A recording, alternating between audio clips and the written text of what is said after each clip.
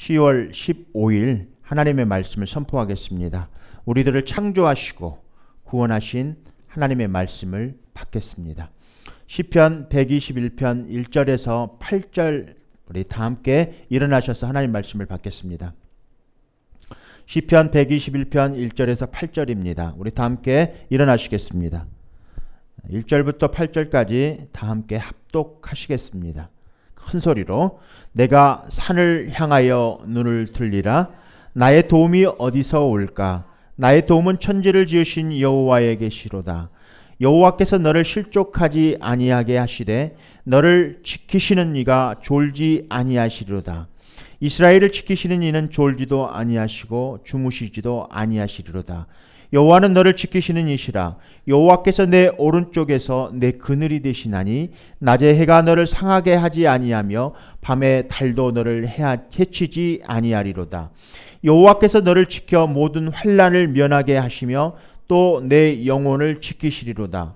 여호와께서 너의 출입을 지금부터 영원까지 지키시리로다. 우리 큰 소리로 선포합니다. 하나님이 하십니다. 다시 큰 소리로 선포합니다. 하나님이 하십니다. 네, 하나님이 하십니다라는 제목으로 말씀을 전하겠습니다. 우리 앉아주시겠습니다.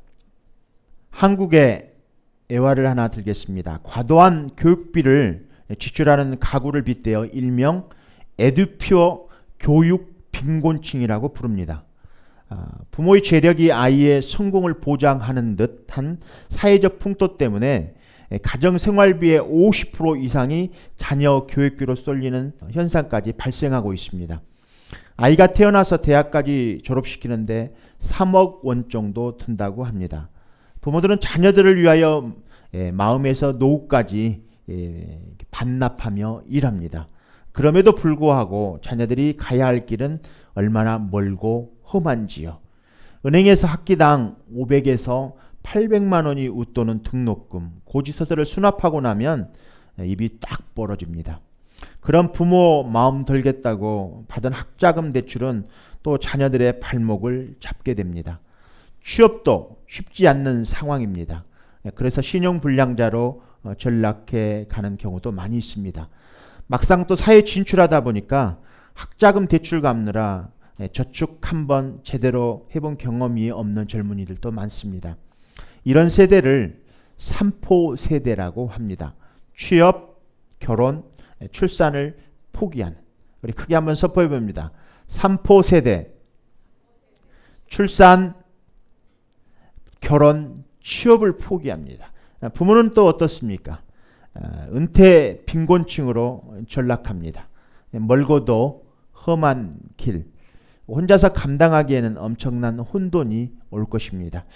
그리스도인들의 삶의 길은 혼돈, 미래의 불투명 속에서 살아갑니다. 그럼에도 불구하고 미래의 불투명 속에서 우리 그리스도인들의 신앙 고백입니다. 주님이 하신다. 크게 한번 선포해 봅니다. 주님이 하신다. 끊임없이 이렇게 말씀 구절들을 우리 묵상해 보지만 믿음의 신앙 고백은 주님이 하신다 라는 신앙 고백이 아니고 주님이 하셨습니다 라고 고백할 수 있기를 다시 한번 주님의 이름으로 축복드립니다. 주님이 하셨습니다. 큰 소리로 선포해 봅니다. 다들 그렇게 신앙 고백을 하시는 여러분들 되시기를, 주님이 하셨습니다 라고 고백하시는 여러분들 되시기를 다시 한번 주님의 이름으로 축복드립니다. 하나님보다 앞서지 않고 또 주의 인도하심과 약속의 말씀만을 붙잡아 봅시다. 주님이 하셨습니다. 크게 한번 선포해 봅니다. 주님이 하셨습니다. 우리 로마서 4장 20절, 21절 우리 암송 말씀 구절 우리 다시 한번 암송해 봅시다. 믿음이 없어 하나님의 약속을 의심치 않고 믿음에 견고하여져서 하나님께 영광 돌리며 하나 약속하신 그것을 또한 능히 이루실 줄을 확신하였으니 그러므로 이것을 저에게 의로 여기셨느니라. 아멘. 주님의 이름으로 축복합니다. 믿음에서 견고해지시기를, 하나님께 영광 올려드리기를 다시 한번 주님의 이름으로 축복드립니다. 하나님이 하셨습니다. 여러분들 마음 가운데 계속 예배가 끝날 때까지 하나님이 하셨습니다 라는 이런 신앙 고백이 여러분들 입술을 통해서 고백되어지기를 다시 한번 주님의 이름으로 축복드립니다. 본문 배경 설명을 간략하게 해드리겠습니다. 본문은 이스라엘 백성들이 바벨론으로 이렇게 끌려가서 포로 생활을 마치고 예루살렘으로 이렇게 돌아갈 때 앞으로 멀고도 험한 길을 생각하니까 하나님의 도움을 바라고 쓴 시입니다. 하나님께서 도와주실 것을 믿고 감사하며 찬송한 시입니다. 그리고 예루살렘 성전이 다시 세워진 후에 이스라엘 백성들이 예루살렘 성전에 올라갈 때마다 성전에 올라가는 노래입니다. 그래서 이 시가 불리어졌습니다. 광야를 지나는 동안 40년 동안 짐승의 공격이나 또 강도의 습격이나 질병이나 또 위험과 어려움 속에서도 지켜주시고 도와주시고 보호해주시고 또 인도하여 주신 것을 바라며 이 찬송을 불렀던 것입니다. 하나님은 이스라엘 백성들의 광야를 지나는 동안에 졸지도 아니하시고 주무시지도 아니하시며 또 현재까지 또 현재 가고 있는 우리 목적지까지 무사히 함께 하실 줄을 또한 믿을 뿐만 아니라 영원토록 함께 하시겠다고 말씀하신 약속의 말씀입니다. 그런데 하나님은 언제, 어디서, 무엇을, 어떻게 우리와 함께 하신다고 분명히 약속하셨는데 누가? 하나님이 언제, 어디서, 무엇을, 어떻게, 왜 이렇게 하신다고 약속하셨는데 우리들은 항상 그 약속을 잊고 또 살 때가 참 많이 있습니다. 그래서 두려움에 떨고 또 걱정과 불안이 우리의 마음을 지배합니다. 하나님께서 우리에게 하신 약속을 다시 한번 되새겨 봅니다. 하나님이 너를 지키시는 이시니라. 낮에 해가 나를 상하게 하지 아니하며 밤에 달도 너를 해치 아니하리로다. 하나님께서 너를 지켜 모든 환난을 면하게 하시고 또 내 영혼을 지키시리로다. 하나님께 너의 출입을 지금까지 영혼까지 지금부터 영혼까지 지키시리라. 라는 이 시편의 시. 우리가 하나님의 약속을 믿고 살면 언제나 우리들을 위해 일하시는 하나님께서 가장 좋은 때에 우리에게 열매와 큰 평안을 주실 것입니다. 아멘. 약속하시는 하나님은 누구이시며 또 우리들이 어떤 존재인가 우리가 알아야 될 필요성이 있습니다. 인간은 처음부터 광야에 사는 존재로 지음받았습니다. 우리의 인생이 광야와 같다는 것은 우리가 바로 이렇게 하늘과 땅 사이의 가운데 중간에 살고 있는 광야의 존재라는 소식입니다. 하늘과 땅 중간에 살고 있는 광야에 사는 존재라는 말입니다. 인간은 처음부터 광야의 존재로 지음받았습니다. 아담을 포함하여 하나님이 창조하시고 또 선택하시고 이스라엘로 부르신 하나님의 백성들은 한결같이 광야의 존재였습니다. 인생은 나그네의 길이라고도 합니다. 이스라엘 백성들은 40년 나그네의 광야의 인생길을 살았습니다. 야곱은 파란만장했던 자신의 130년의 세월을 돌이키며 나그네 길을 살아왔다고 말합니다. 히브리서 11장 13절 말씀에는 외국인과 나그네 인생이라고 말합니다. 외국인과 나그네 인생이었다라고. 성경에 나오는 믿음의 신자들은 대부분 선진들은 이 땅에서 나그네의 삶을 살면서 어떠한 자세로 견지하며 보다 나은 본향을 향해 사모하며 살아갔습니다. 광야, 나그네. 광야의 메타포와 나그네의 메타포라는 사실, 우리는 일맥상통하는 개념들입니다. 메타포란 무엇인가? 원관념은 이렇게 숨기고 보조관념들을 이렇게 비유하는 수사법입니다. 예를 들어서 A와 B는 같다는 식이 아니라 A와 B는 같다라는 말입니다. 예를 들어서 당신은 나의 태양입니다 라고 이렇게 고백하면 우리 젊은 사람들, 우리 옆 사람들에게 이렇게 고백합니다. 당신은 나의 태양입니다 라고 한번 고백해 드립니다. 우리 옆 사람들 고백해 드립니다. 옆 사람들을 향해서 당신은 나의 태양입니다 라고 이렇게 고백합니다. 아니, 보면서 해야죠. 보면서. 보면서 당신은 나의 태양입니다 라고 이렇게 고백합니다. 그러면 당신은 나의 태양은 당신은 나의 태양입니다라는 말은 이렇게 서로 감추어둔 보조관념을 사용해서 말하는 구절이죠. 신명기에도 보면 너는 마음을 다하고 뜻을 다하고 힘을 다하여 마음을 다하고 뜻을 다하고 힘을 다하여 내 하나님 여호와를 사랑하라 라는 말이 있습니다. 너는 마음을 다하고 뜻을 다하고 힘을 다하여 사랑하라라는 생각이 딱 떠오르면 너는 마음을 다하고 힘을 다하고 뜻을 다하라는 이 말씀이 같이 상충하는 같은 말입니다. 이 메타포, 나그네라는 이 메타포, 광야라는 이 메타포는 같은 말입니다. 은유법이죠. 메타포라는 말은 은유법입니다. 광야는 스스로의 힘으로 우리가 무언가를 창조할 수 없는 공간입니다. 그래서 그것은 언제나 안전이 위협받는 공간들입니다. 그래서 우리가 그런 것들을 불확정성 또 불확실성의 공간들이기도 합니다. 그 광야의 인간은 가장 적나라하게 자신과 대면하는 곳입니다. 동시에 광야는 자신의 존재를 인식하는 곳입니다. 자신의 생명을 유지하게 해주시는 실체인 하나님을 만나는 공간이기도 합니다. 그래서 광야는 하나님의 구원과 심판이 있는 곳입니다. 그래서 우리 모두 천국을 향하여 나아가는 하늘과 땅의 공중의 광야의 인생의 나그네, 하늘과 땅 중간에 광야의 인생길, 이것이 천국의 본향을 향해 나아가는 곳입니다. 그래서 그런 광야의 메타포, 인생의 나그네의 메타포에 그런 곳에 살고 있습니다.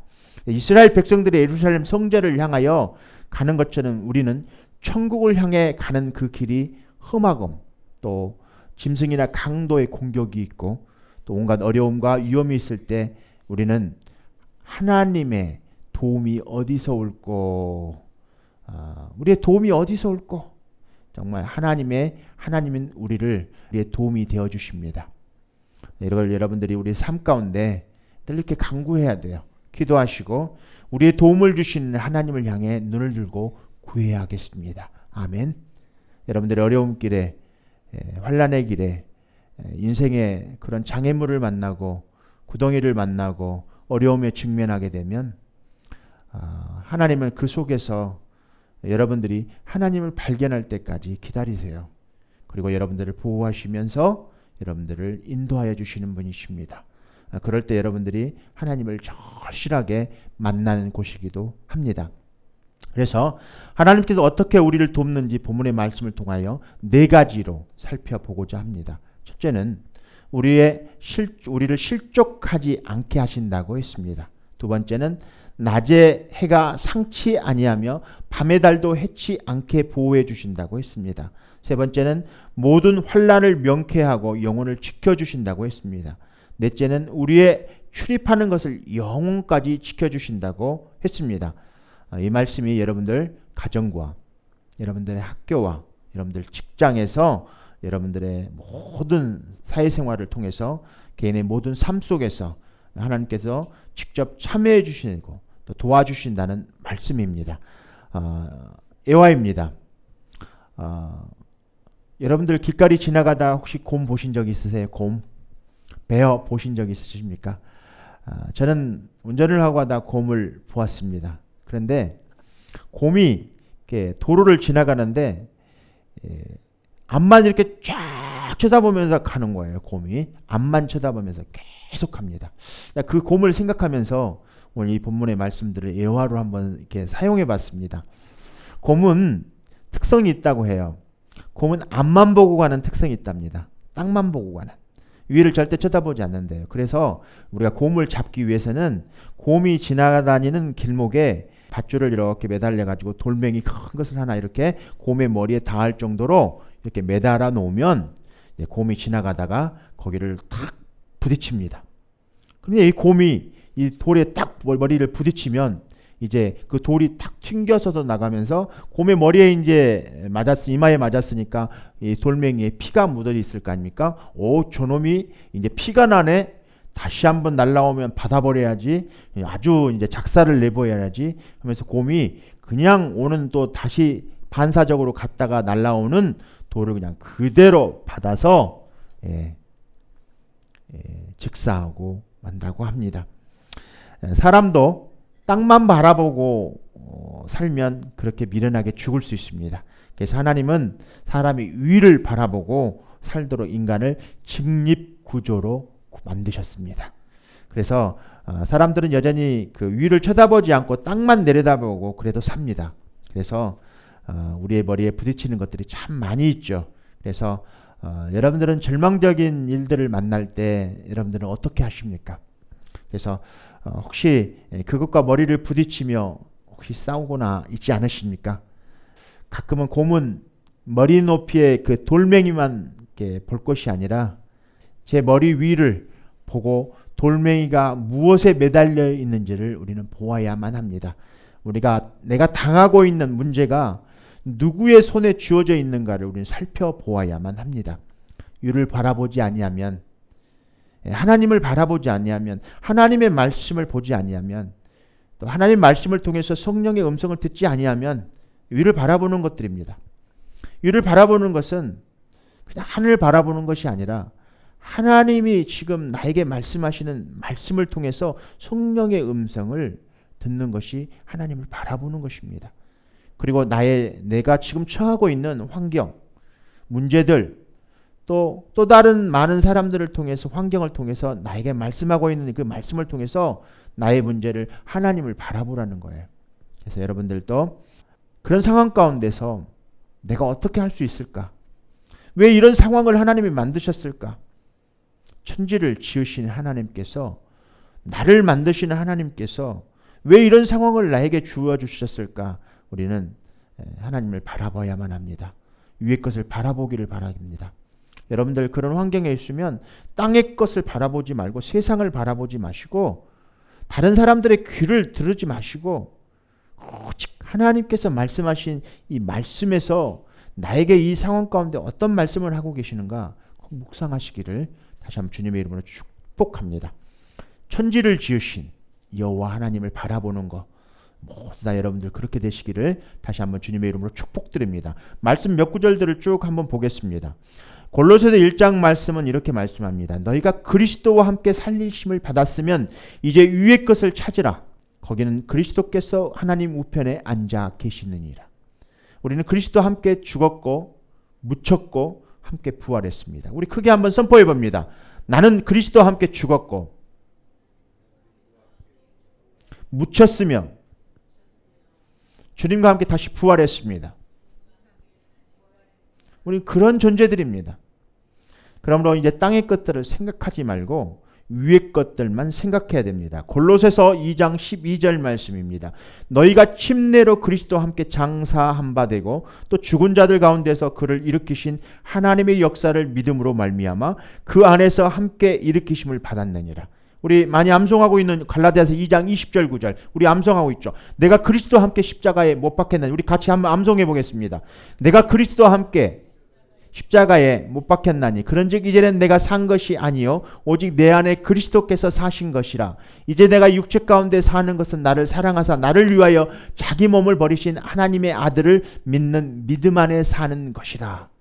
이렇게 거듭난 사람들은, 거듭난 그리스도인들은 땅의 것만 바라보고 살면 내 머리에 부딪힌 것들이 참 많이 있습니다. 그러나 그것이 무엇인지도 알지 못한 채 치명타를 입고 쓰러지게 됩니다. 그러므로 언제나 위를 바라봐야만 합니다.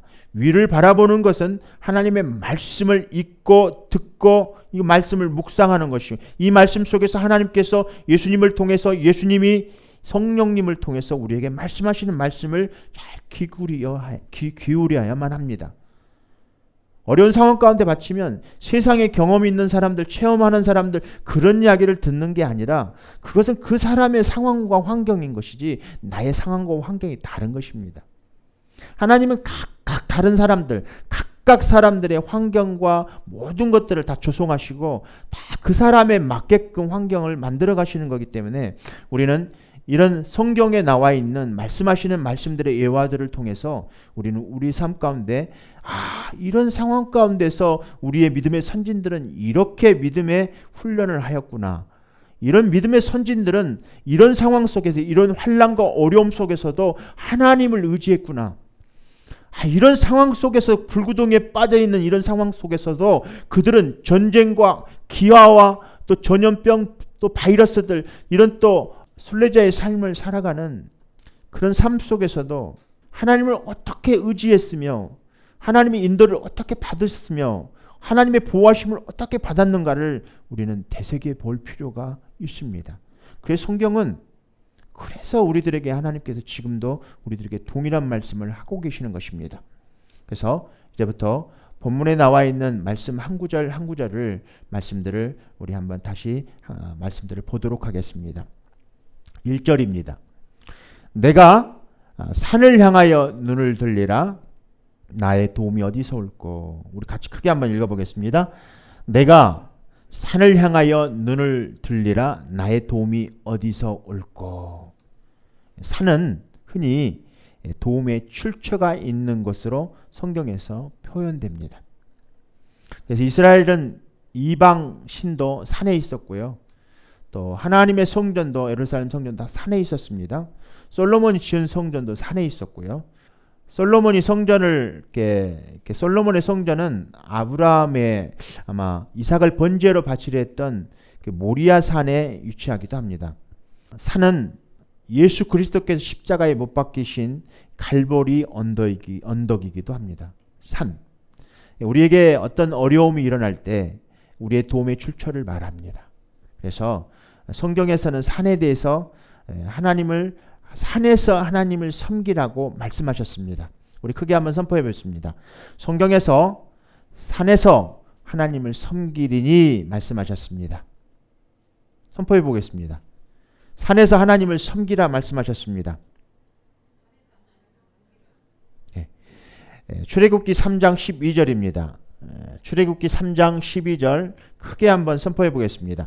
하나님이 이르시되 내가 반드시 너와 함께 있으리라. 내가 그 백성을 애굽에서 인도하여 낸 후에 너희가 이 산에서 하나님을 섬기리니 이것이 내가 너를 보낸 증거니라. 성경에서 세계가 다 하나님께 속했다고 또 말씀하십니다. 출애굽기 19장 5절 6절입니다. 세계가 다 내게 속하였나니 너희가 내 말을 잘 듣고 내 언약을 지키면 너희는 모든 민족 중에 내 소유가 되겠고 너희가 내게 대하여 제사장 나라가 되며 거룩한 백성이 되리라. 너는 이 말을 이스라엘 자손에게 전할지니라. 이제 거주하는 땅 그곳을 더럽히지 말라고 명령하십니다. 민수기 35장 34절입니다. 너희는 너희가 거주하는 땅 곧 내가 거주하는 땅을 더럽히지 말라. 나 여호와는 이스라엘 자손 중에 있음이니라. 이 땅에서 해야 할 일들을 또 말씀하십니다. 신명기 6장 4절 5절입니다. 이스라엘아 들으라. 우리 하나님 여호와는 오직 유일한 여호와이시니 너는 마음을 다하고 뜻을 다하고 힘을 다하여 내 하나님 여호와를 사랑하라 라고 말씀하고 계십니다. 하나님은 산에서 하나님을 섬기라고 말씀하십니다. 성경에서는 세계가 다 하나님께 속하였다고 말씀하십니다. 하나님이 세상의 산에 속해 있는 게 아니고요. 산이 하나님께 속해 있는 것입니다. 하나님이 산에 속해 있는 게 아니고요. 산이 하나님께 속해 있는 것입니다. 아멘. 산에서 하나님을 섬기라고 말씀하십니다. 산은 우리의 도움의 출처입니다. 세상에 있는 산 세계는, 모든 세계는 하나님께 속하였습니다. 그래서 그 땅을 더럽히지 말라고 하십니다.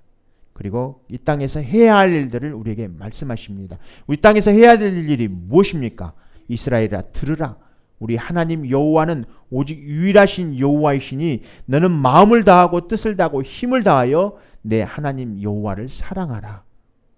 이것이 우리가 이 땅에서 해야 될 일입니다. 인간이 이 땅에서 어려움을 만나면 어떤 사람들은 부모님의 호주머니, 은행 뱅크 어카운트, 부모님의 재산을 바라보기도 합니다. 어떤 사람은 세상에서 세상을 의지하기도 합니다. 또 어떤 사람은 또 영험 있는 무당을 찾기도 합니다. 또 어떤 사람은 또 부처를 모신다고 산에 오르기도 합니다. 그래서 그곳에서 물을 떠놓고 부처 앞에서 또 108번뇌를 하기도 합니다. 어떤 사람은 산에 올라가 새벽마다 물을 떠놓고 물이 나오는 샘물 안에서, 동굴 안에서 세상 신을 섬기는 것들을 우리 보기도 합니다. 그러나 오늘 시편 기자는 어려움에 처할 때 그 도움을 천지를 지으신 여호와 하나님께로부터 찾습니다. 여호와 하나님께 천지를 지으신 창조자 하나님 되실 때인데 우리를 돕지 못할 일이 없다는 것입니다. 우주의 모든 운행을 주관하시는 하나님께서 우리 인생의 문제를 해결하시지 못할 것이 없다는 것입니다. 오늘 여러분들에게도 세상을 창조하신 하나님, 나를 창조하시는 하나님, 이 땅에서 우리를 돕지 못할 일이 하나도 없다는 것을 여러분들 마음판에 믿으시기를 다시 한번 주님의 이름으로 축복드립니다. 2절입니다. 나의 도움이 천지를 지으신 여호와에게서로다. 도움이 정말 주님으로부터 오는 감격, 주님으로부터 오는 도움이 어디서 올고 천지를 지으신 하나님께로부터 온다는 사실을 여러분들 주님의 이름으로 선포합니다. 천지를 지으신 여호와께로부터 도움이 온다는 사실을 여러분들 믿으시기를 다시 한번 주님의 이름으로 축복드립니다. 3, 4절입니다. 우리 3, 4절 크게 한번 같이 읽습니다. 여호와께서 너로 실족지 않게 하시며 너를 지키시는 자가 졸지 아니하시리로다. 이스라엘을 지키시는 자는 졸지도 아니하고 주무시지도 아니하시리로다. 하나님을 믿는 믿음, 의의 길에서 넘어지지 않게 하기 위해서 하나님께서 항상 지켜주신다는 이 말씀. 너를 실족하지 아니하게. 실족이라는 말은 히브리어로 모투입니다. 모투. 크게 한번 따라해 보겠습니다. 모투. 비틀거리거나 흔들거리거나 미끄러지지라는 뜻인데 매우 불안전한 상태를 말합니다. 우리가 발을 잘못 디디거나 행동을 잘못하여 재앙이나 혼란에 빠지는 것을 의미합니다. 광야길을 가다 보면 구덩이도 있습니다. 또 낭떠러지도 있기도 합니다. 또 어둠 속에서 길을 잃을 수도 있습니다. 또 사나운 짐승의 공격을 받기도 합니다. 그때 하나님께서 도움을 구하고 하나님의 도움을 받는 자, 구덩이의 위험한 곳에서 미끄러져서 빠지지 않습니다. 또 실수로 빠져서 그 속에 구덩이 속에 있다 할지라도 주님께서 또 도울 자를 도우셔서 그를 이렇게 그 구덩이에서 빼내오시는 것들을 바라봅니다. 우리가 그런 곳에서 우리가 빠지지 않기 위해서는 우리가 특별히 먼저 빠진 경우도 있지만 빠지지 않기 위해서 또 빠졌다면 다시 거기에서 도움을 받고 이렇게 나왔다면 다시 빠지지 않기 위해서는 우리는 하나님이 항상 지켜주신다는 그 믿음 가운데 있어야 되는데 하나님과의 올바른 관계를 맺어야만 합니다. 하나님과 올바른 관계를 맺지 않냐면 한 번, 두 번, 세 번에서는 이렇게 빼내줄 수는 있지만 반복해서 그런 구덩이 속에 빠지게 되면 다시는 나올 수가 없습니다. 그래서 우리는 하나님과의 관계를 어떻게 맺는가, 지금 하나님과의 교제를 어떻게 하는가에 따라서 우리는 구덩이 속에서 영원히 있을 수도 있고요. 그 속에서 빠져나올 수도 있고 그렇습니다. 또다시 하나님이 광야의 그 길을 갈 때 천국문을 향해서 우리가 갈 때 다시 빠지지 않는 그런 미련함, 곰처럼 그런 미련함을 범하지 않을 수 있습니다. 위를 바라보시길 바랍니다. 하나님이 우리를 늘 실족하지 않게, 미끄러지지 아니하게, 비틀거리지 아니하게, 흔들거리지 아니하게, 또 그것에 빠지지 않게 하나님 우리를 도우시고 지켜주신다는 이 믿음의 고백을 통해서 우리가 하나님의 그 지혜를 배울 필요가 있습니다. 그래서 우리가 다시는 그것에 빠지지 않기 위해서는 우리가 걸어가면 그냥 하나님과 교제하지 않는 사람들은 또다시 그곳에 빠지기도 합니다. 그래서 우리가 하나님과의 교제를 통해서 하나님의 지혜를 여러분들 배우시기를 다시 한번 주님의 이름으로 축복드립니다. 신명기 32장 10절에 여호와께서 그를 황무지에서 또 짐승의 부르짖는 광야에서 만나시고 호위하시며 보호하시며 자기 눈동자같이 지키셨다고 했습니다. 애화입니다. 저는 그 세덜라이를 지나가다가 베델 그 아이 그 안과를 이렇게 눈여겨 봅니다. 눈 가장 귀중하면서도 눈에 대한 그 우리들의 인식이 이것을 잘 귀한 이 눈이 보이지 않는다면 어떻게 될까 이 눈을 잘 관리하고 눈이 더 나빠지지 않도록 빨리 우리가 안과를 잘 찾아가고 병원 의사의 진단을 좀 받고 눈을 좀 보호할 필요가 있습니다. 근데 사람은 우리가 살면서 제일 눈을 많이 사용하면서도 눈에 대한 고마움과 눈을 잘 관리해야겠다는 그런 인식이 좀 부족한 것을 제 스스로도 경험하면서 이 말씀을 준비하면서 묵상하면서 눈에 대한 생각을 좀 제가 한번 해봤어요. 그러면서 아마 우리 몸의 구조 중에서 제일 신경이 예민한 부분이 눈이지 않을까 싶습니다. 옆 사람들 눈 한번 우리 주시해 보겠습니다. 뚫어지라고 한번 옆 사람들 눈을 한번 주시해 보겠습니다.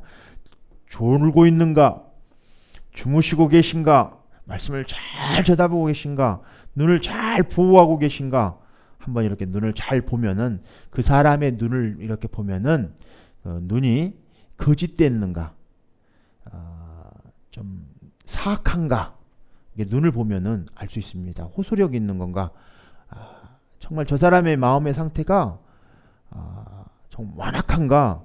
눈을 보면 이렇게 좀 쉽게 구별을 할 수 있습니다. 눈이 참 선하게 생겼는가? 저 사람이 이야기할 때 우리가 눈을 주시해야만 합니다. 제가 말씀을 선포하고 있을 때 저를 주시하셔야만 합니다. 하나님께서 말씀하실 때 하나님의 눈을 주시하셔야만 합니다. 그래야 하나님이 진짜로 말씀하시는가 가짜로 말씀하시는가 알 수 있어요. 여러분들 혹시나 면접을 보러 가거나 또 어떤 상황 가운데 또 중요한 미팅을 할 때 그 사람의 눈을 딱 주시하십시오. 그러면 그 사람이 거짓말을 하고 있는가 진실을 말하고 있는가 우리는 분별할 수 있습니다.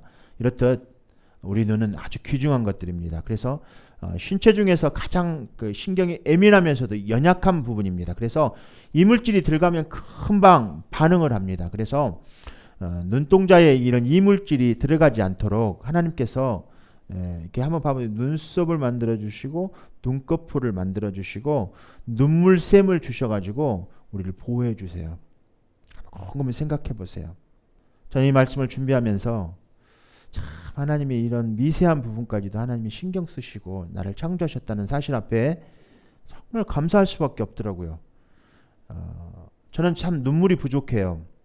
눈물이 안에 없어가지고 안구 건조증으로 참 고생했는데 몇 년 전부터 눈물이 나오는 것들을 제 스스로도 이렇게 경험하게 됐어요. 기도하다가 또 정말 하나님의 말씀에 은혜를 받으면 눈물이 막 나는 거예요.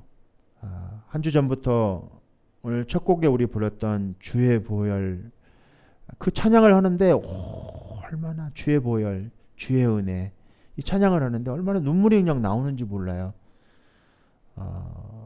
또 CCC 방송에 이 찬양을 부른 청년들을 바라보면서 그 십자가의 그 주의 보혈 주의 은혜를 찬양하는 그 젊은이들을 이렇게 보면서 눈물 흘리는 그 청년들을 보면서 참 저 젊은이들이 저렇게 은혜가 흐르는구나.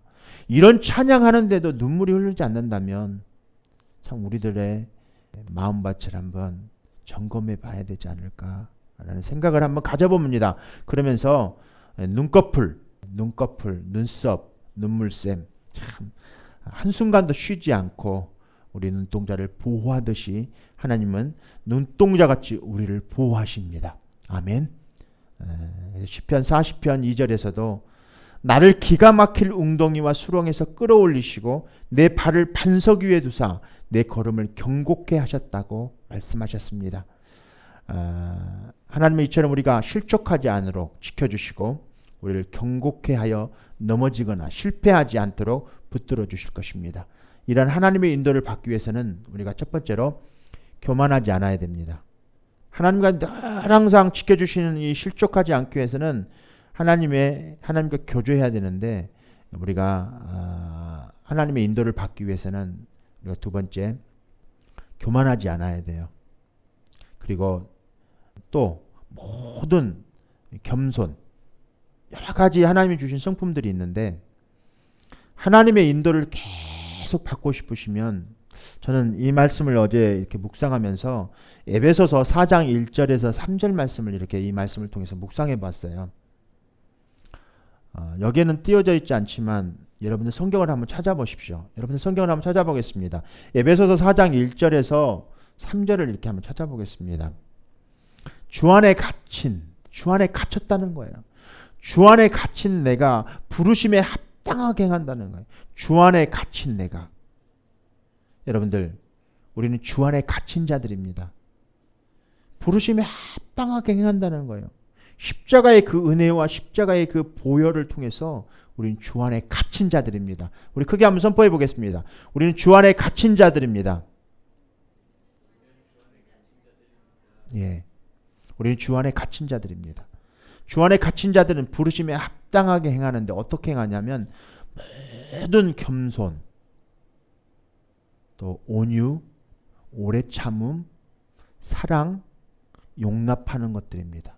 이런 것들을 우리가 평안하게 되어 평안 가운데 성령 안에서 하나 되게 하기 위해서 이렇게 하신다는 거예요. 우리가 주님 안에서 하나 되시기를 다시 한번 주님의 이름으로 축복됩니다. 주님 안에서 하나 된 자들은 주 안에 갇힌 자들입니다. 우리가 주님과 연합한 자들은 주 안에 갇힌 자들입니다. 주 안에 갇힌 자들은 주님과 늘 항상 교제하며 인도함을 받는데 부르심에 합당하게 행한다는 거예요. 어떻게? 교만하지 않는다는 거예요. 그리고 모든 겸손과 온유와 또 오래 참음과 또 하나님의 그 사랑과 또 용납하는 것들과 평안과 또 성령의 하나 되게 하심을 통해서 우린 그런 사람들인 거예요.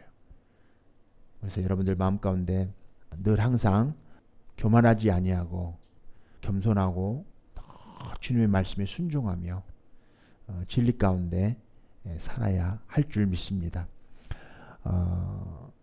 우리가 길을 가는데 무엇이 필요할까 한번 생각해 봤어요. 길을 가는데 우리 길을 가려면 무엇이 필요할까요? 길을 가려면 무엇이 필요합니까? 저는 어느 날 운전을 막 하고 가는데 제가 어디를 가고 있는지를 모르는 거예요. 사모님이 저보다 저 어디 가고 계세요? 그러는 거예요. 목적지가 없이 막 혼자 가고 있는 거예요. 목적지가 없이 혼자 막 가는 거예요. 우리 길을 가다 보면 목적지가 꼭 필요합니다. 그리고 안내자가 꼭 필요해요. 그리고 또 보호자가 필요하다는 사실을 우리는 절감하게 돼요. 길을 우리 가다가도요. 돌멩이가 튈 수도 있고요. 나무가 떨어져 죽기도 하고요. 또 밤길을 가다 보면 동물들이 나와서 우리를 공격하기도 합니다. 또 어느 날 밤을 가는데 뱀이 땅바닥을 지나가고 있을 때도 있더라고요.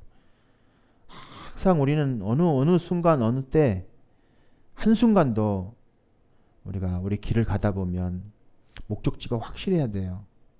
내가 지금 목사인데, 내가 전도사인데, 내가 집사인데, 내가 성도인데, 거듭난 그리스도인인데, 내가 걸어가는 길은 저기 그 나이트클럽으로 가고 있고, 저기 룸사롱으로 가고 있고, 저기 맥주 마시는 데를 가고 있고, 그러면 안 된다는 거예요. 목적지가 확실해야 된다는 거예요. 우리의 목적지는 하나님의 나라예요. 하나님의 나라의 길을 가고 있는 거예요. 그러려면 그분의 보호가 필요하고 그분이 우리를 이렇게 안내자가 필요해요. 거기를 가기 위해서는 우리의 안내자는 무엇입니까? 말씀이에요. 천국을 가기 위해서는 말씀이 필요해요. 그리고 천국을 가기 위해서는 성령의 인도하심을 꼭 받아야만 합니다. 여러분들 그렇게 되기 위해서는 자꾸 세상에 귀 기울이는 귀, 세상을 보는 눈, 이 눈은 말씀 보라고 있는 거예요. 이 귀는요, 주님의 말씀 들으라고 있는 거예요. 이 입은 주님의 말씀을 선포하라고 있는 것입니다. 여러분들의 손과 발은 그것에 준하는 행동을 하라고 필요한 도구들로 여러분들에게 주신 거예요. 여러분들 신체를 한번 돌아보십시오. 왜 하나님이 이렇게 사람을 직립보행하게 하셨는가? 그리고 하나님의 몸을 우리 구조를 왜 이렇게 만드셨는가? 꼭 여러분들 기억하셔서 하나님이 나를 이렇게 만드신 하나님이 나를 왜 이렇게 만드셨는가?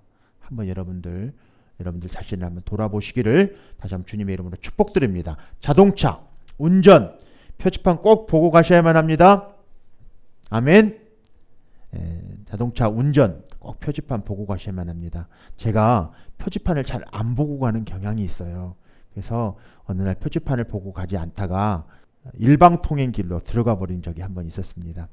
한국에서는 매번 그랬고요.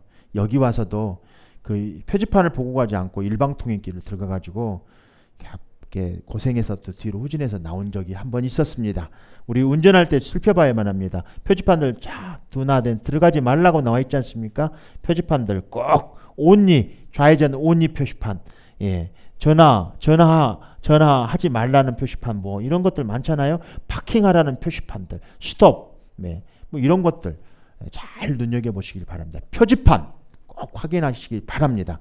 운전할 때 우리가 이러한 표지판들 꼭 확인하시고 여러분들 꼭 가시기를 다시 한번 주님의 이름으로 축복드립니다. 영국 그 BBC 방송에 보니까 BBC 방송에 이런 표지판들이 있더라고요. 한번 보여주십시오. BBC 방송에 영국 BBC 방송에 보니까 표지판들이 그 기저귀 갈고 있는 아이의 모습의 표지판을 제가 보게 됐는데 여자가 기저귀를 가는 게 아니고요. 이렇게 남자가 이렇게 기저귀를 갈고 있는 표지판이 이렇게 있더라고요. 또 모든 표지판에 보니까 표지판들이 이렇게 여성에서 남성으로 이렇게 변하는 표지판들을 보게 되었습니다. 이런 표지판들 우리 주목하셔야만 합니다. 남자들도 표지판을 보십시오. 기저귀 갈 수 있습니다. 우리 청년들 결혼하면 꼭 기저귀 갈아보십시오. 네. 예수님께서 성도들에게 그 주시는 몇 가지 경고의 표지판 같은 말씀들이 있습니다. 그 산상수훈 마지막에 보면은 마태복음 7장 13절 14절 우리 한번 찾아보겠습니다. 마태복음 7장 13절 14절을 보면은 좁은 문으로 들어가라. 멸망으로 인도하는 문은 크고 그 길이 넓어 그리로 들어가는 자가 많고 생명으로 인도하는 문은 좁고 길이 협착하여 찾는 자가 적음이라. 여러분들 표지판 하면 마태복음 꼭 7장 기억하십시오. 하나님께서 오늘 우리 인생길에 모든 그리스도인들에게 주는 표지판 말씀이에요. 표지판 꼭 기억하십시오. 좁은 문으로 들어가라. 멸망으로 인도하는 문은 크고 그 길이 넓어 그리로 들어가는 자가 많고 생명으로 인도하는 문은 좁고 길이 협착하여 찾는 자가 적음이라고 말씀하고 있습니다. 예수님은 우리 인생에서 길도 두 종류가 있다고 말씀하고 계시지 않습니까? 멸망의 길, 또 생명의 길. 그런데 멸망으로 인도하는 문과 그 문은 넓어서 그리로 가는 사람이 많다고 하십니다. 그래서 좁은 문, 우리가 천국으로 가는 이 길에는 광야 메타포와 나그네 인생의 메타포라는 말씀을 제가 은유법으로 사용했는데 그 길에는 표지판이 분명히 있다는 말입니다. 우리 표지판 잘 보고 가셔야만 합니다. 천국 가는 길은 우리 표지판은 좁은 문이에요. 넓은 문이 아니고. 많은 사람들이 넓은 문이라고 생각하고 안일하게 신앙생활 하시는데 여러분들 천국 문 가는 길은 좁은 문입니다. 나중에 주님 오셨을 때는 그 길이 좁아서 비집고 가고 싶어도 갈 수가 없어요. 여러분들 미리 그 길을 걸어가시는 여러분들 되시기를 다시 한번 주님의 이름으로 축복드립니다. 이렇게 잘 보고 가셔야 돼요. 이게 생명의 문의 길인가 멸망으로 끌고 가는 길인가. 여러분들 요즘 표지판을 잘못 보고 가는 사람들 많이 있죠. 한국에 이단의 숫자가 헤아릴 수가 없어요. 요즘에는 이단들이 너무 행동이 바라요. 크리스찬보다 더 행동을 바르게 해요. 전도 열심히 하지, 선교 열심히 하지, 예배 열심히 드리지, 얼마나 열광 가운데 있는지 몰라요. 그리스도인들은 열정도 사라져버리고 찬양도 사라져버리고 전혀 그리스도인의 삶을 살지 않아요. 그러니까 믿지 않는 자들, 이단에 빠져있는 자들이 이렇게 주님 앞에서 열심으로 가짜 주님 앞에서 넓은 문이니까 가짜 주님 앞에서 그렇게 가짜 주님 행세하고 있는 사람들을 신봉하면서 그렇게 이단의 길을 가고 있는 많은 사람들을 바라보면서 기독교인들은 눈물로 하나님 앞에 제단에 나와서 기도하고 그들을 위해서 기도해야 되는데 기독교인들의 눈물이 사라져버렸습니다. 그리스도인들의 열정이 사라져버렸습니다. 표지판을 잘못 보고 간 사람들에게 선포해야 되지 않겠습니까? 당신이 지금 표지판 잘못 보셨어요. 당신 지금 표지판 잘못 보셨어요. 자매님 지금 당신 표지판 잘못 보고 가라고 있는 거예요. 만난 사람들에게 말씀을 전해야 되지 않겠습니까? 하물며 교회 안에 있는 성도들도 표지판을 잘못 보고 가는 성도들을 바라보면서 자매님 지금 표지판을 잘못 보고 가고 있는 거예요. 이렇게 우리 기도해 주면서 권면해 줘야 되지 않겠습니까? 존 버년의 철로 역정에 보면은 주인공 크리스천이 천성을 향해 가는 길에 그 길이 결코 쉽지 않다고 말씀하고 있습니다. 좁은 문으로 들어가야 했습니다. 그래서 그는 중간중간에 많은 위험물들을 이렇게 유혹들이 도사리고 있는 것들을 봅니다. 책을 읽다 보면. 그래서 다 그것들을 이겨내고 이제 그 인내로서 그 길을 갑니다. 그래서 책의 마지막 부분에 그 크리스천은 이렇게 말합니다. 우리의 소망은 새 예루살렘 성으로 가는 좁지만 확실한 길 예수 그리스도뿐이다 라고 엉뚱한 데서 방황하지 마라 이렇게 말씀이 나와 있습니다. 우리 옆 사람들 우리 권면해 줍니다. 엉뚱한 데서 방황하지 마십시오. 형제님 자매님 우리 옆 사람들 축복해 주겠습니다. 엉뚱한 데서 방황하지 마십시오. 엉뚱한 데서 방황하지 마시라고. 철로 역정 존 버년. 우리 여러분들 존 버년의 철로 역정 읽어보셨나요? 다 읽어보셨으리라고 봅니다. 존 버년의 철로 역정. 마지막 구절에 엉뚱한 데서 이렇게 엉뚱한 방황하지 말라고 이렇게 얘기하고 있어요. 출애굽기를 읽다 보면 하나님께 이스라엘 백성들을 이집트에서 구출하신 다음에 곧바로 가나안 땅으로 인도하지 않으셨습니다. 블레셋 길로 가면 곧장 갈 수 있지만 하나님은 그들을 광야길로 돌아서 가게 했습니다. 왜 그랬을까? 왜 하나님께서 곧장 가게 하지 아니하시고 광야길로 인도하셨을까? 40년이나 되는 광야길. 출애굽기 13장 17절 18절입니다.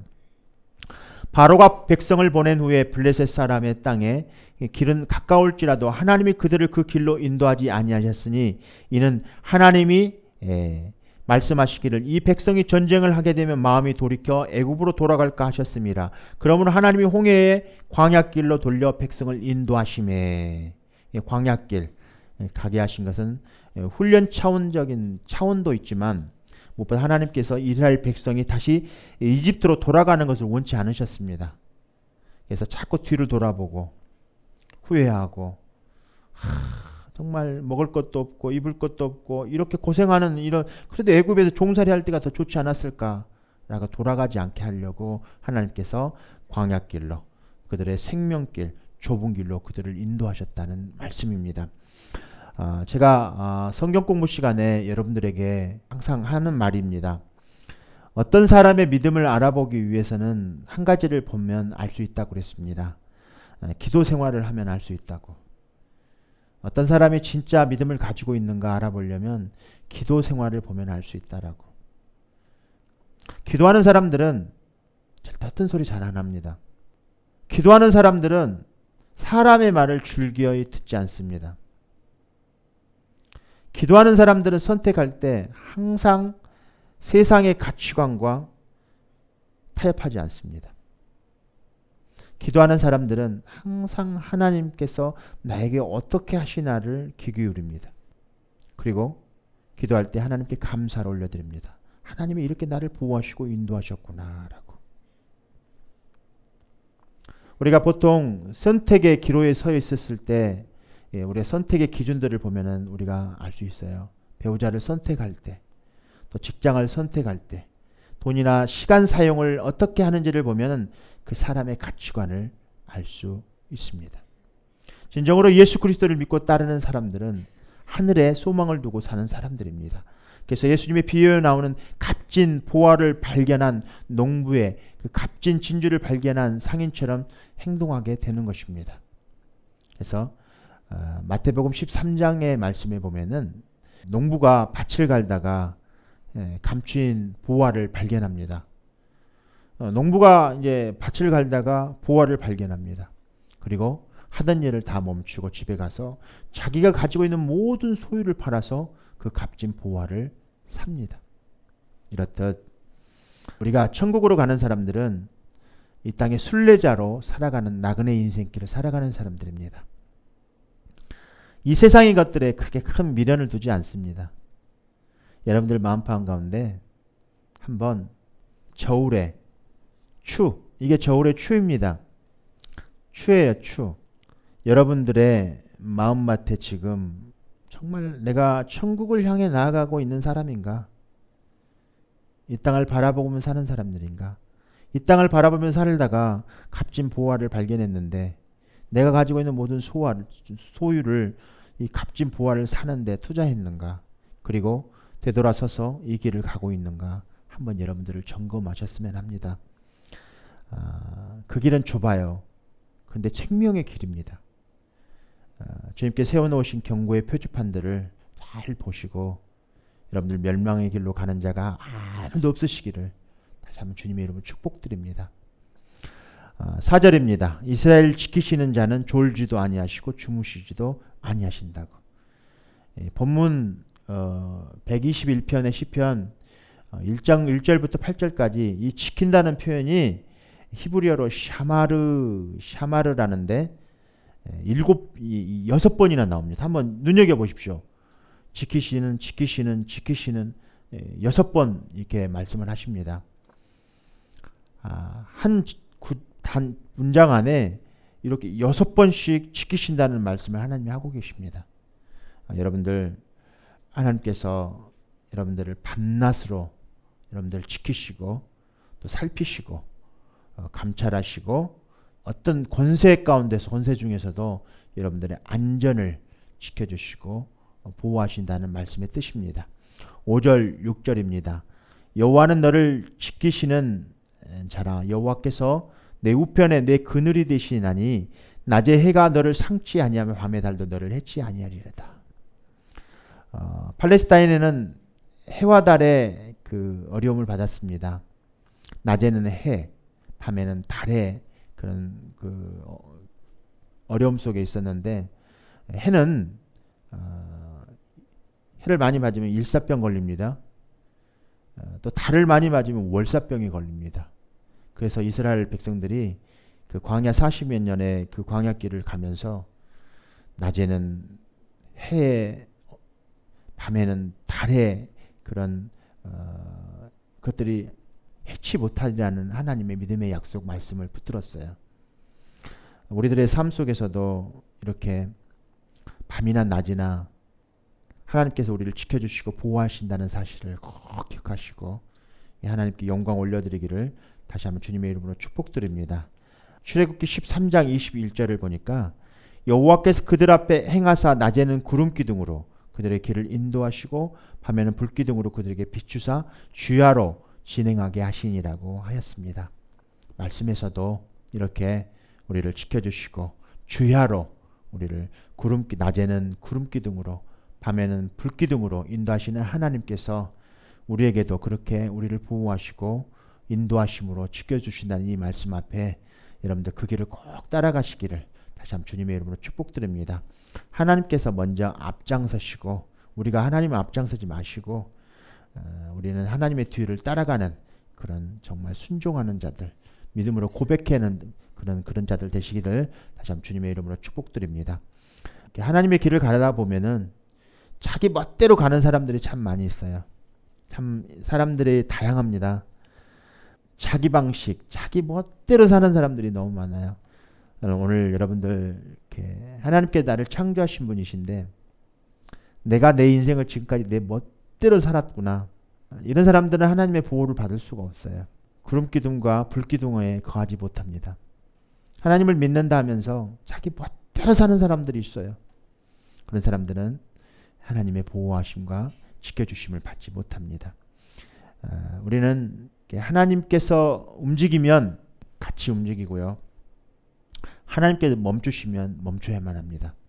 하나님과 행동을 같이 하지 않으면 일치하지 않냐면 하나님의 보호를 받지 못해요. 여러분들 삶 가운데 꼭 시편 23편 4절 다윗 왕이 말하기를 이렇게 고백했어요. 내가 사망의 음침한 골짜기를 다닐지라도 해를 두려워하지 않을 것은 주께서 나와 함께 하심이라. 주의 지팡이와 막대기가 나를 안위하시나니라고 고백했습니다. 사망의 골짜기들 죽음 가운데 있다고 할지라도 죽음을 두려워하지 않는 것은 하나님께서 함께 하심을 믿기 때문입니다. 영국에 전해지는 시가 하나 있더라고요. 모래 위의 발자국이라는 시입니다. 모래 위의 발자국. 어느 날 어떤 사람이 꿈을 꾸었습니다. 주님과 함께 이렇게 해변을 걷고 있는 꿈이었는데 참 아름다운 꿈이죠. 하늘 저편에 자신의 인생의 장면들이 번쩍이고 비쳤습니다. 한 장면씩 지나갈 때마다 그는 모래 위에 난 두 쌍의 발자국을 보았다고 합니다. 하나는 자기의 것이고 다른 하나는 주님의 것이었습니다. 인생의 마지막 장면이 비춰졌을 때 그는 모래 위의 발자국을 뒤돌아봤습니다. 그런데 자기가 걸어온 그 발자국의 그 길에 한 쌍밖에 없는 거예요. 그래서 그때를 생각해 보니까 자기가 인생에 굉장히 힘든 시기를 거친 시기였다는 것을 알게 되었습니다. 그래서 주님께 물었다고 해요. 주님, 제가 주님을 믿고 주님을 따르기로 결심하고 저와 항상 동행하시겠다고 주님께서 말씀하시지 않으셨습니까? 그런데 제가 왜 이런 힘든 시기에 주님, 제 뒤를 돌아보니까 발자국이 하나밖에 없죠? 라고 주님께 물었다고 해요. 주님께서 그에게 말을 했다 합니다. 너가 힘들 때, 고난당할 때, 힘들었을 때 내가 너를 업고 갔기 때문에 네가 발자국을 한 쌍밖에 보지 못했단다 라고 말씀해 주셨습니다. 하나님 우리와 함께 한다는 사실, 힘든 시기에 하나님께서 우리를 업고 가신다는 거예요. 우리가 힘드니까, 지쳐서 쓰러지고 낭망해 있으니까, 구덩이에 빠지지 않게 하기 위해서, 좌절하지 않게 하기 위해서, 뒤를 돌아보지 않게 하기 위해서, 다시 애굽으로 돌아가지 않게 하기 위해서 하나님께서 우리를 업고 가신다는 거예요. 우리가 기도하다가 보면, 말씀 보다가 보면, 또 찬송을 하다 보면 우리가 우리의 인생길이, 우리의 믿음에서 정말 하나님께 온전히 정말 믿음이 서 있는가 우리가 되돌아보는 시기가 분명히 이 광야의 나그네 인생길이지 않는가 싶습니다. 그럴 때마다 하나님께서 지나놓고 나면 하나님이 하신다 우리가 고백하지만 이제 다 되돌아놓고 나면 주님이 하셨습니다 라는 고백을 할 때가 많이 있어요. 우리 자녀들을 키울 때도 그렇고, 또 우리 배우자들을 봐도 그렇고, 우리 주위의 형제 자매들을 봐도 그렇고, 참 안타까울 때가 참 많이 있습니다. 정말 좌절하고 싶을 때도 있습니다. 그러나 주님이 함께 하신다는 사실 앞에 늘 항상 우리의 우편에 계시고 그늘이 되신다고 오전에 말씀하고 계셔요. 우리들의 우편에 계시고 우리들의 그늘이 되어 주신다고. 여러분들, 예수님의 제자들 중에 스데반이라는 제자가 있었습니다. 스데반 집사죠. 복음 전하다가 돌에 맞아 죽습니다. 복음 전하다 돌에 맞아 죽습니다. 여러분들 그런 상황 가운데 있었을 때 하나님이 나를 도와주시고 이런 고백이 여러분들 입술에서 그렇게 나왔으면 합니다. 사도행전 7장 54절 60절까지를 보면은 이제 스데반이 돌에 맞아 죽게 되는 상황 가운데 있었을 때 하나님의 그 영광을 봅니다. 빛을 통해서. 예수님께서 하나님 우편에 앉아 계시는 것을 목격합니다. 스데반이 지금 돌에 맞아져 지금 고통 가운데 있었을 때 하나님의 현현을 경험하면서 그 예수 그리스도께서 하나님 우편에 앉아 계시는 것들을 바라보시면서 나와 지금 동일한 그 예수님이, 내가 믿고 있는 그 예수님이 하나님 우편에 앉아 계시는데도 내가 지금 돌에 맞아 죽고 있는 상황 가운데서 나도 지금 하나님 우편에 앉아 있는 사실 믿는 그 고백, 내가 지금 주님의 우편에 앉아 있구나라는 그 고백, 내가 지금 돌에 맞아 죽고 고통 가운데 있을지라도 나는 주님의 우편에 앉아 있을 거라는 그 신앙 고백. 여러분들 삶 가운데 우리를 인도하시고 보호하시는 그 하나님의 우편에 그 그늘 되어주시는 그 하나님의, 우리들의 그 피할 길을 보호하시는 그 하나님을 찬양하는 여러분들 되시기를 다시 한번 주님의 이름으로 축복드립니다. 여호와께서 너를 7절입니다. 지켜 모든 환난을 명쾌하시며 내 영혼을 지키시리로다. 여러분들 환난 중에 여러분들을 하나님께서 보호하시고 인도하신다는 사실 앞에 그 그늘 우편에서 여러분들이 그늘 내어주시는 그 하나님을 위해서 여러분들은 환난을 당할 때 기도하십시오. 그리고 담대하고 또 참고 견디시며 낙심하지 말아야만 합니다. 환난 중에 역사하시는 구원의 그 주님의 축복을 여러분들 꼭 기억하시면서 믿음으로 이 약속들을 꼭 붙드시기를 다시 한번 주님의 이름으로 축복드립니다. 근데 이 8절을 보니까 여호와께서 너의 출입을 지금부터 영원까지 지키신다고 말씀하고 계십니다. 좁은 문, 문은 들어오고 나오고 하는 곳입니다. 여러분들 삶 가운데 이 지켜주시라는 이 말씀의 의미 꼭 새기시고 어떤 상황 가운데서도 하나님께서 나를 지켜주신다는 이 말씀 앞에 꼭 기억하시길 바랍니다. 마지막으로 어느 일란성 쌍둥이가 있었다고 합니다. 한 쌍둥이는 늘 불평을 하더랍니다. 또 다른 쌍둥이는 항상 고마워하고 감사하더랍니다. 그래서 어느 날 일란성 쌍둥이를 다른 방에 이렇게 넣어두고 불평하는 쌍둥이 그 아들에게 최고의 좋은 것들로만 이렇게 좋은 선물을 해줬다고 합니다. 그리고 늘 긍정적인 이 아들에게는 말똥이라는 그 아주 하찮은 별볼일 없는 선물을 이렇게 방에 넣어줬다고 해요. 그런데 결과는 어떻게 드러났을까? 정말 불평만 매일 입삼는 이 아이는 최고의 좋은 것들을 넣어줬는데 이 자동차의 색깔은 어떻고 비행기는 날개가 어쩌서 어쩌고 계속 불평의 소리만 하더랍니다.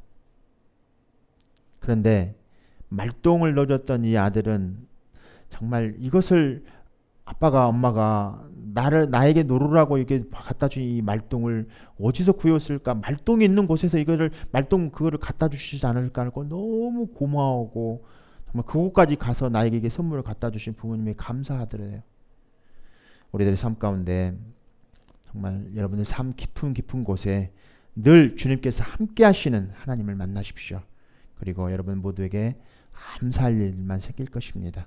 늘 하나님 앞에 여러분들 영광 올려드리시며 정말 내 인생길 가운데 늘 항상 하나님께서 함께 하신다는 사실, 하나님 나를 보호하시고 나를 인도하시고 지켜주시고 낮의 해와 밤의 별같이 하나님 우편에 그늘 대해 주셔서 나를 영원까지 지켜주시다는 이 말씀 앞에 항상 순종하시고 항상 기뻐하시고 그런 곤란 속에 빠졌을지라도 믿음으로 꼭 지켜주시는 그 주님 앞에 실족지 않게 믿음으로 견고해져서 하나님께 영광 올려드리는 여러분들 되시길 다시 한번 주님의 이름으로 축복하며, 만약 불순종 가운데 불평 가운데 그런 삶 속에 구덩이에 빠져 있다면 여러분들 다시 회복하셔서 하나님이 지금도 나를 보호하시고 내 가정과 내 학교와 내 직장을 지금도 나를 보호하고 계시는구나 늘 항상 기억하시면서 주 안에 거할 때 세상 풍파, 지진, 불이 와도 그것을 삼키지 못한다는 사실을 꼭 주님 앞에 믿음으로 고백하시면서 하나님 말씀에서 떠나지 마십시오. 그리고 하나님의 말씀 앞에 꼭 무릎 꿇으십시오. 성령님의 꼭 음성을 들으시면서 한 발 한 발 좁은 문을 향해서 걸어가시는 우리 주양교 성도들 되시기를 다시 한번 주님의 이름으로 축복합니다. 오늘 말씀을 마치도록 하겠습니다.